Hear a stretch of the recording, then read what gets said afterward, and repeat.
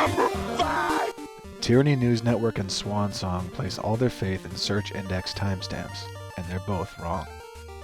Tyranny News Network and Swansong both place an unreasonable amount of faith in search engine caches to display accurate dates for the pages they index, and they're both wrong. They're both wrong because neither one of them are willing to see past the conclusions they want to the ones that actually make sense and are supported by other evidence. Let's let Tyranny News Network break it down, and we'll get to Swansong second. There is evidence of foreknowledge of the purported shooting that took place in Sandy Hook. Plain and simple, web pages with details of the event were put online before the event took place. And the websites where these pages appeared were the official websites of well-known organizations. TNN then goes into what I think is an agonizingly drawn-out explanation of how search engines work, so I'm not going to include all of it. Here's just the relevant bit. How do web pages get into the results shown by Google? Before a web page can be presented as a search result, Google must first become aware of the page and index it. Then, all the various features of the page and its content can be analyzed so it can be included in search results when appropriate. So, Google indexes web pages on their own servers. When you Google something, Google is searching that index. These index pages can also function as a snapshot of how the page looked when Google last saved it. Sort of. In fact, that's where TNN goes off the rails. Now let's look at some real-life examples to see if we can definitively determine if there was foreknowledge. And we'll begin with a smoking gun example that would stand up in court. It all began when the website for the Arlington Red Devils posted a web page on their site with a link to a document entitled A Guide on How to Talk to Children About Sandy Hook. The guide was originally published by Crisis Management Institute. The date of the article shown on the page itself is 12/10/2012. The URL of the page also includes that date. As we just outlined, the only date that we can truly rely on to tell us when the page was last accessed by Googlebot and indexed is the date it was cached, or the cache date. To see that, we simply find the cached link for the page, and when Google's cached version of the page loads, that date will always appear in Google's disclaimer box right at the top of the page. So going through this process after almost 2 years would likely show a much more recent date. But thankfully, many people were curious enough in the days immediately after the event to grab a screenshot of what the page looked like back then. And those screenshots show Google's cache date for the page as 10/13/2012, 1 day prior to the actual event. Now, I think right here is where a lot of reasonable people already step off the hoax train, because obviously, any nefarious conspiracy like TNN is alleging has taken place, the uncovering of which would expose the conspirators and ruin all of their hard work, would involve the least amount of people possible, simply to manage the risk that anything could go wrong or that anyone would leak the truth. So why on earth would you involve the web page for the Arlington Devils? By the way, that's Arlington, Ohio, not Virginia, a farming community of maybe 1,600 people, in on your extremely important yet highly fragile scheme to disarm America. The suggestion is so ridiculous that by itself, it's enough to show most people that TNN and his gang of hoaxer misfits are just living in a fantasy world, devoid of logic and absent any responsibility to back up their own claims with rational thought and logic. But hey, I'm not most people. Let's give this gentleman his chance to speak. So, let's add it up and see what we have here. Disregarding the content of the web page itself, which we've learned can be changed over time, we start with the URL of the page. As you can see, the URL contains the phrase, "talking with your children about the Sandy Hook tragedy." That can only be a specific reference to the Sandy Hook shooting event.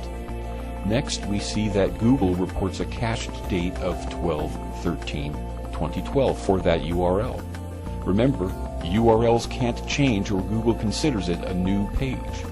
And I might add that just because we see clear evidence that Google had last indexed the page on the 13th, it's very possible the page had been indexed earlier, say the 10th, at which time Google's cached date would have shown the 10th.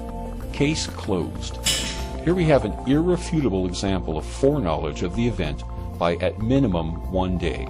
Yeah, it's irrefutable. Case closed. It's not even necessary to consider counter-arguments. It's that good. Now let's see how this simple bit of deduction was extrapolated into a book-length investigation that, despite its length, never came to this conclusion. A fairly popular alternative news site, Fellowship of the Minds, ran an article back on January 13th of 2013, reporting that this same webpage appeared to have been online 4 days before the Sandy Hook event. The article caused a stir and racked up many comments.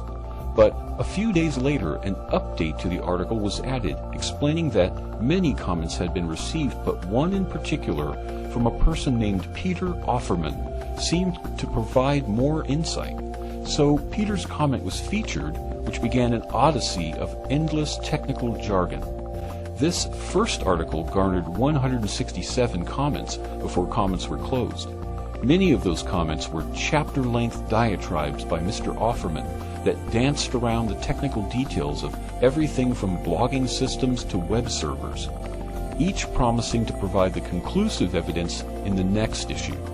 This went on for a further 3 articles and nearly 200 further comments. It was clear to me when I posted a comment to the first article that Mr. Offerman was clearly attempting to confuse the issue and doing a very good job of it.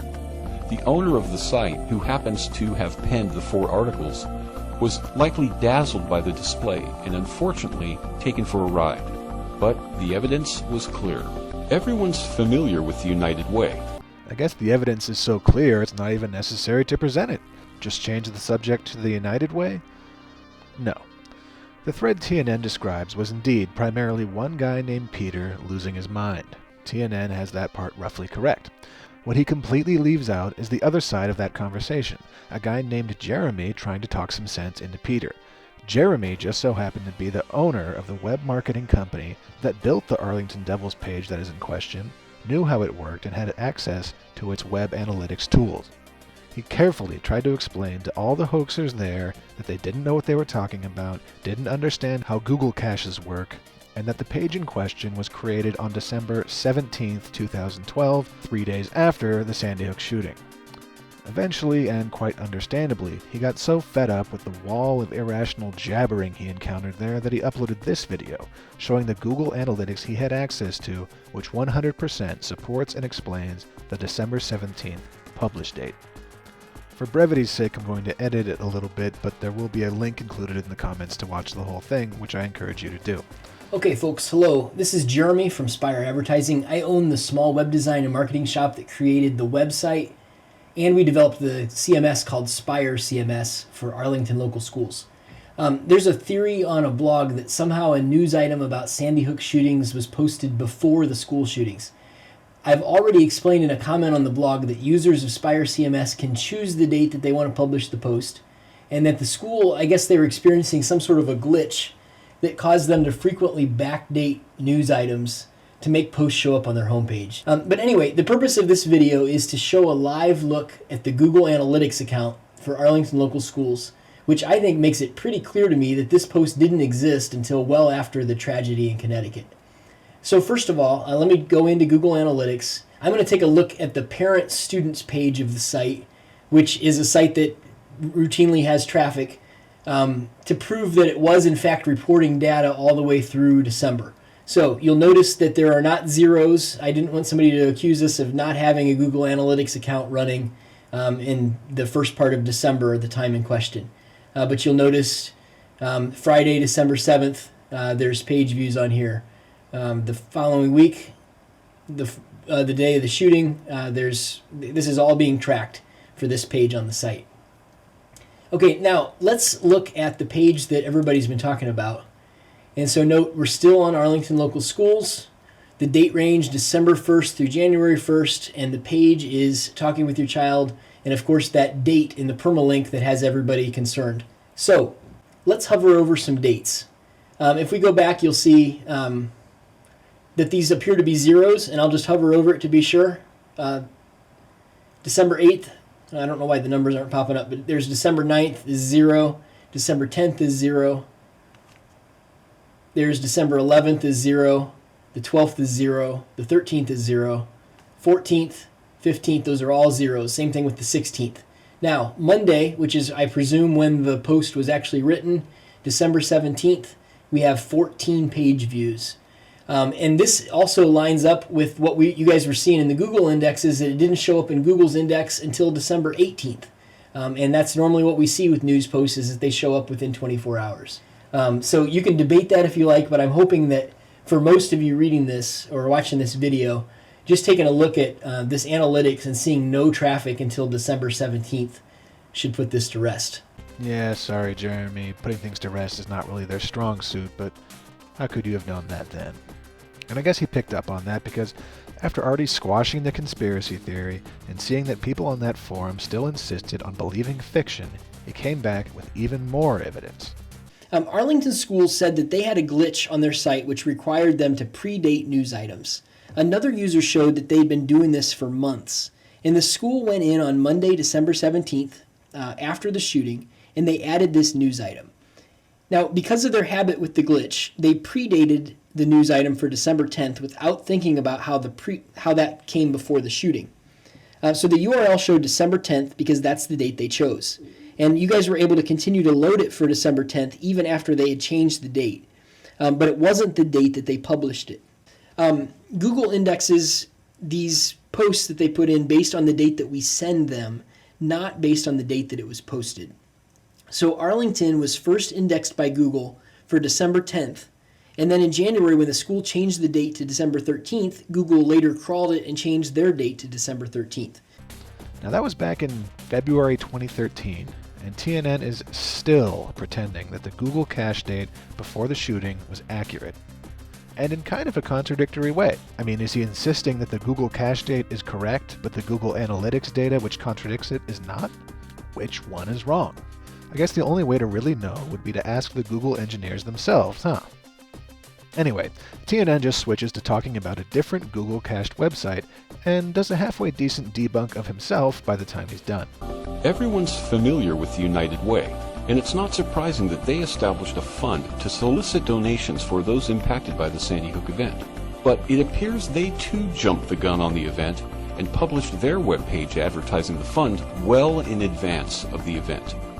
In the case of the United Way, a page was noted in the Google search results entitled Sandy Hook School Support Fund and was published to their website for the Western Connecticut region. Unfortunately, I couldn't locate a screenshot taken early enough showing Google's cache date for the page. However, we do see Google's document date of the page shown as December 11, 2012.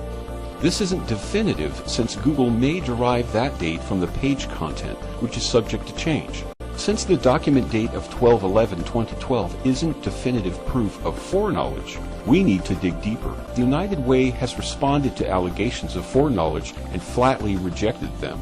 But this is where it gets interesting. Subsequent to that, a public relations firm contracted by the United Way forwarded an email to the Daily Caller from an engineer at Google reading as follows. This is a technical glitch on our end.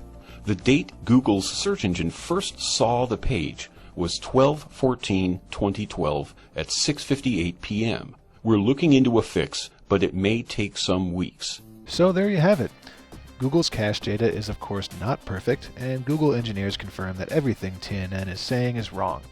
Which is pretty unsurprising when you think about it, given that the analytics from Google contradict the cache timestamp, and Google Analytics is the product that's part of their enterprise platform, including a guaranteed level of data integrity to the business customers that actually pay money to Google for it, whereas Google doesn't make a dime off of providing cache timestamps to hoaxers. No matter how confident he is in thinking that this whole Arlington Devils thing would amount to a smoking gun example that would stand up in court, I think TNN would have a tough time presenting a case that would stand up in a court of law, since he's arguing against the creators of both websites in question and the engineers who build the search engine he's using to produce a timestamp for them, and all of them unanimously say that TNN is full of crap. I mean, what is TNN going to say to these guys in cross-examination? Being somewhat of an expert in these matters, I can say that this explanation is utterly ridiculous. In fact, I find it very difficult to believe that a Google engineer would make such a claim. But given that this is presented as the official explanation from the United Way's perspective, Let's see if there's any other evidence that would support that. Supporting evidence? That actually sounds really good. As shown right on the page in question, the United Way Fund was actually established by the Newtown Savings Bank. We know from the Google engineer's statement that the web page soliciting donations for the fund was indexed by Google on 12/14/2012 at 6:58 p.m., the very evening of the event. How much earlier than that time was the page first put online is unknown. But in any case, one has to wonder how it was possible in such a short time to first receive those countless requests, come up with the concept for the fund, meet to plan the whole thing, establish the bank account to collect those donations, coordinate with the United Way, determine the slogans and taglines for the campaign, create the artwork and the web pages themselves, and finally to get all of that up and running online. If it were possible at all, it would be a world record.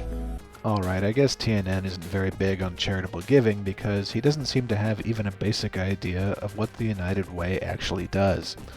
They're an organization that is frequently relied upon in the wake of disasters, both natural and man-made. They're relied upon by the victims of those disasters in the crucial window just after the disaster, when visibility and thus donation potential is highest, but the financial and marketing logistics are not there yet to receive those donations.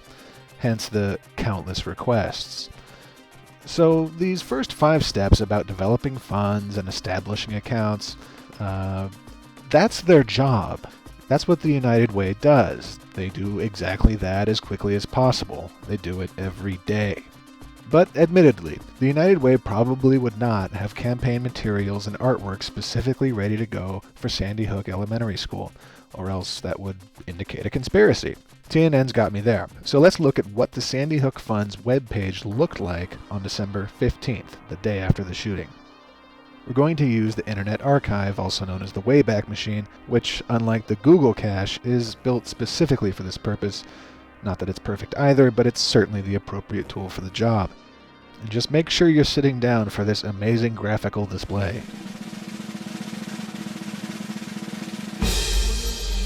Yep, a couple paragraphs of text and no graphics. How long do you think it would have taken the United Way, who do this professionally, to put together this website? Exactly. So yeah, that's all TNN's got. If you still believe that any of this cache timestamp stuff holds water, I don't know what to tell you. I don't know who would publicly admit to such abject gullibility. My nickname is Swansong. Oh, right. This was a 2-for-1 deal. Okay, I'll try to make it quick. An online article from the Newtown Bee was posted December 14, 2012. While studying the anomalous article, a Bing cache date was noted. That's right, Swansong is running basically the same scam as TNN, just swap Google for Bing and the Arlington Devils for the Newtown Bee. Any rational adult would immediately understand that Bing's cache is just as susceptible to error as Google's, but hey, he's waited patiently. Let's let the kid talk. Studying the anomalous article, a Bing cache date was noted. A cache date of December 13th, 2012, the day before the event. A shocking discovery, to say the least. He also takes issue with the content of the article the Newtown Bee published, and while everything he says about that is indeed very stupid, it's not the stupid thing that we're focusing on here today. Mr. Song himself notes that the only important characteristic of the article is really its Bing cache date. The greatest mystery of all, and perhaps the only bit of information that could make sense of this mess, is the Bing cache date of December 13th. If the cache date was found to be correct, it would be monumental, as it would prove foreknowledge of the event. In an attempt to confirm the validity of the Bing cache date of December 13th, I contacted Bing. Unfortunately, they have no number to call, so all correspondence was done by email. After 7 months of correspondence, I finally got my answer. Leonard, a Microsoft customer support member, stated the following. I understand that you wanted to know the accuracy of the last crawl date that you were able to see from the cache page from Bing.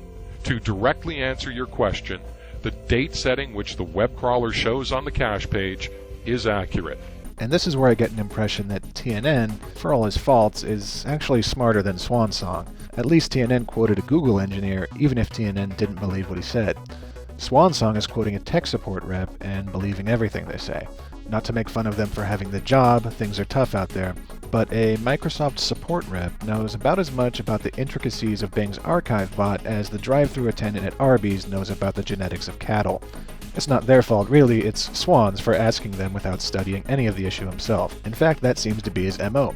Join a forum, ask random people on the internet if they know if what he is claiming is right or wrong.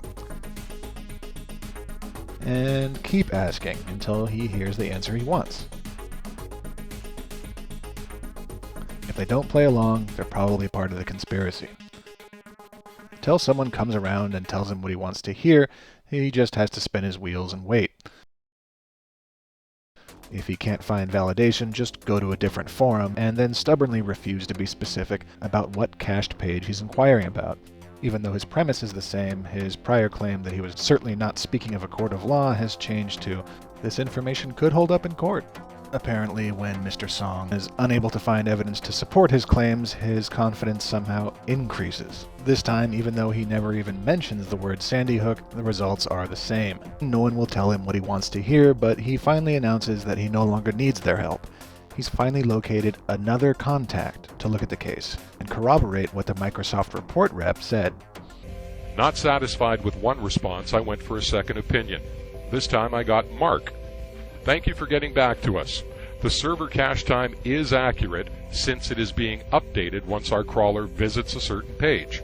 For example, our crawler visits a page today, June 3rd, 2013.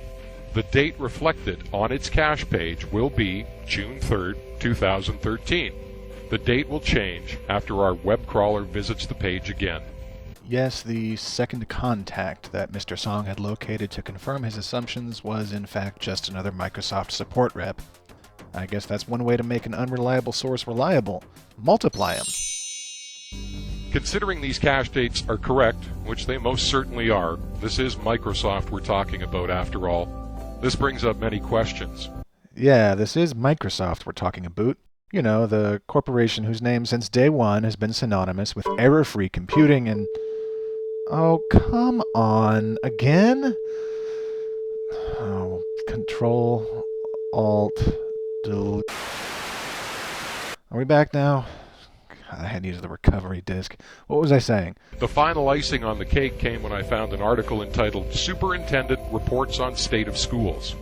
This article from the Newtown Bee focused on an event that occurred on December 10th, and it was also cached on December 13th, clearly making this cache date accurate. And if that cache date is accurate, then, as they say, that's where the rubber hits the road. The icing on the cake is apparently his establishing that one Newtown Bee article's Bing cache date was accurate, therefore they all must be. Well, that sounds like a pretty powerful tool. Let's take it for a spin. Here's ESPN and Bing's indexed version of it from December 15th, 2014. But, oh my god, what is this? The score shown here is for a basketball game between Cleveland State and the University of Virginia. That game didn't even take place until 7 p.m. 3 days later. But Bing shows that ESPN already knew the score on this cache date of the 15th. Oh my god, ESPN is faking college basketball. There's no proof that the NCAA even exists. What about this cache date? This is from 2009. I was reading about my favorite MLB pitcher from back in the day, and oh my god, how could it have cached on the 2nd and published on the 3rd? And this advertisement for Saints Row, that video game wasn't even announced until 2014. And this link down at the bottom, talking about Marshawn Lynch's media appearance, that happened like 4 days ago. Yet this is a snapshot of how the page appeared on June 2nd, 2009. Wow, talk about foreknowledge. But that's just ESPN. Let's take a look at the upper echelon of the New World Order propaganda machine, the Newtown Bee. Here's a page from June 10th, 2013. The Bing cache date was the same day, but... Oh my God! How did the Newtown Bee know about this lawsuit that wasn't even filed until over a year later? What about this other page, cache date December 30th? How did Bing have a copy of this page on the 30th when it wasn't even published until the 31st? That had to have been a time zone thing. This page was cached 1 day before it was published too. But not only that, oh my God! Bing also got the update at 6 p.m. the day after it was cached. Okay, maybe there's a more plausible explanation for this, and it's that the Bing cache, like the Google cache, isn't built to provide snapshots of exactly how a page looked. The cache is just an index of some of the data that made up the page so that the corresponding search engine can pull from that data when a search query is received. These independent bits of code don't know what the other bits are up to or what has changed since the cache date, and they certainly don't feel any obligation to Bing to display correctly in its cache. And why should they? That's not what a search engine cache is for. Bingbot's only purpose is to archive what will produce the most useful search results when someone uses Bing, and that's all the cache is supposed to reflect, which is made clear when you visit a cached page. It's not a forensic tool for establishing concrete dates for what data existed when. And since the Bing cache is not a record of exactly what the Bingbot saw, but instead is what the Bingbot decided to save and how it decided to save it, it will reflect any attempt its programming made to improve or standardize the data so that Bing search can use it internally. That includes automated attempts to guess what a webmaster is trying to tell Bing, and of course that process is not perfect. That's why they keep changing how the bot works. Or as Google put it, This is a technical glitch on our end. We're looking into a fix, but it may take some weeks. So bottom line, these search engine cache dates that you guys are holding up as irrefutable do not meet that standard. They were never intended to. A timestamp is not a time machine, and as long as you're looking for an error, taking it as gospel, and building your worldview outward from that false premise, you're going to drift further and further from reality. You're just going to confuse yourself more and more. Think about it.